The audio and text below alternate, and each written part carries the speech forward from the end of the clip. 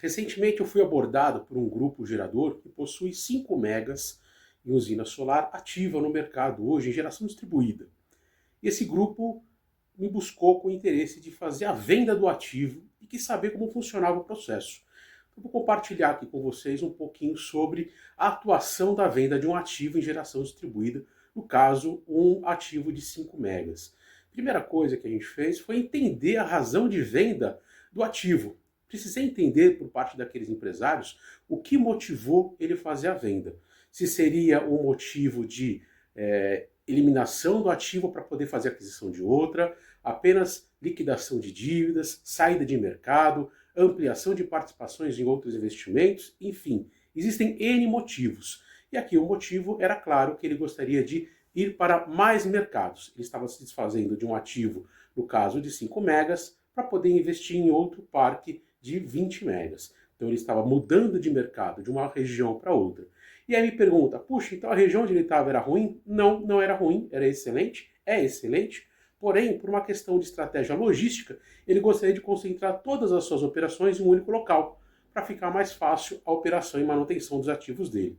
Então, vou compartilhar aqui agora como funciona esse processo básico para a gente poder realizar o M&A de um ativo existente no mercado. Primeiro passo, eu preciso, como eu falei anteriormente, entender a razão de compra. Na sequência, fazer uma pequena diligência interna sobre o ativo do cliente. Eu vou avaliar como que a usina foi construída, quais são os equipamentos, onde ela está localizada, a área que ela ocupa, quantos hectares, se é uma área própria, arrendada, quanto ele paga de arrendamento por mês, quanto que aquela usina está gerando de créditos dentro do mercado de geração distribuída, qual que é o faturamento anual dela, se ela possui contrato de locação ou não. Depois que eu fiz essa análise básica, eu vou fazer a análise sobre a entidade jurídica, que nada mais é o CNPJ da empresa, no caso a SPE.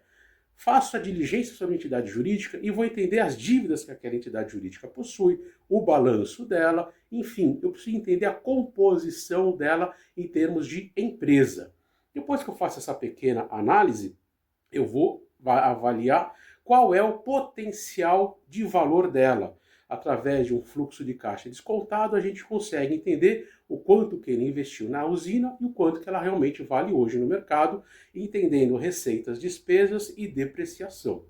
Porém, em alguns casos, você mesmo fazendo a conta do fluxo de caixa descontado, o valor solicitado na venda pelo dono do ativo não vai bater. E aí você tem que entender as razões pelo qual esse valor não bate. E muitas vezes você vai ter que fazer uma equalização com relação a isso. Existem expectativas de venda, assim como irão existir expectativas de compra na hora que a gente for abordar o cliente na ponta para fazer um investimento.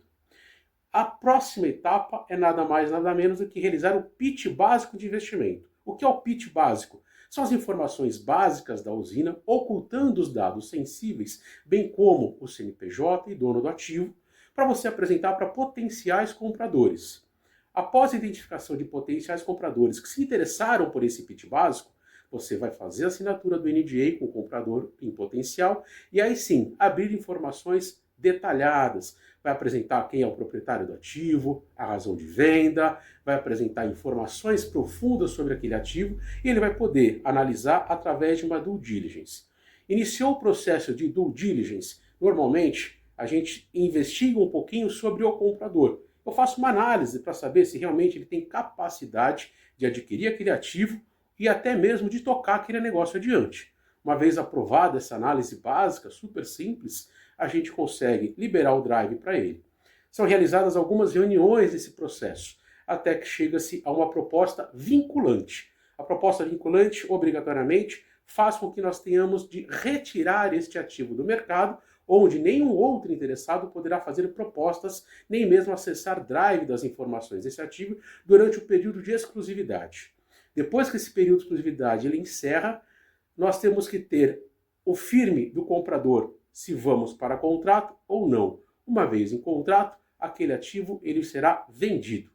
Feito o contrato e os pagamentos, o ativo é transferido para o novo proprietário. Porém, existem responsabilidades de curto e médio prazo a serem observadas, bem como os passivos que aquele ativo pode deixar, passivos trabalhistas e passivos ambientais. E eles precisam de um período para serem realmente ou sanados ou excluídos. Esse é um processo básico de diligência e intermediação de M&A de um ativo de energia em geração distribuída. Se você quiser saber mais, quer trazer o seu ativo para nós, entre em contato aqui com a Dom Negócios.